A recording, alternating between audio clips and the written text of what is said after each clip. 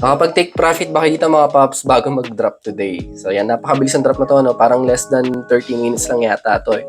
So ako naman hindi pa, sa mga nagtatanong, hindi po ako nakakapag-take profit pa at wala rin naman pa akong balak mag-take profit kasi masyado pang maaga para sa akin, no?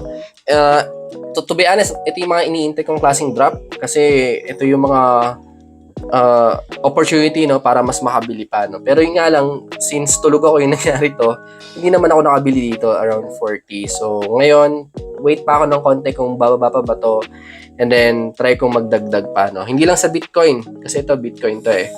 Ayan, so hindi lang sa Bitcoin, pati sa mga altcoins. And when it comes on FA naman, nag-search din ako kung ano ba yung possible reason bakit bigla nag-drop, meron bang balita sa US na nag-cause nito, no? Wala ako actually makita.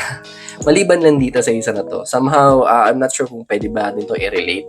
Ayan, no? Ayan, nag-post nga siya na pang 8 green weekly candle daw siya. Check na natin kung tayo ng weekly. Yung pang 8 na nga ba? Pang 8 nga.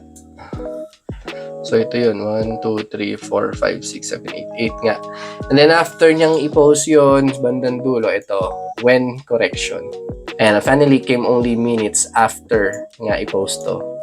So, nagkaroon nga talaga ng correction. So, yun, kaya ako nasabi, I'm not sure kung related ba siya. But so far, for me, napaka-okay itong nangyaring correction na to. Ito talaga hinihintay ko. And somehow, masasabi kong healthy to, no, sa market, especially sa bull market, na magkaroon ng ganitong klaseng correction kasi maraming bibili sa yung nag-dip na to. So, syempre, since maraming bumili, mas makaka-recover agad yung presyo, di ba? Sobrang taas na rin naman kasi nung pump ni Bitcoin kung papansinin natin dito. So, from here, no, hanggang dito. So, 21% no kay Bitcoin, no? Tapos tuloy-tuloy lang. Unti lang yung mga correction na nangyari sa kanya dito, maliliit lang. For our time frame tayo mga paps. So I think correction na medyo deep katulad dito is kailangan sa market, no. So yun, ako naman paps, hindi naman ako nangangamba dito sa ganung klaseng movement. Para sa akin normal to at okay. Bala ko pa nga magdagdag.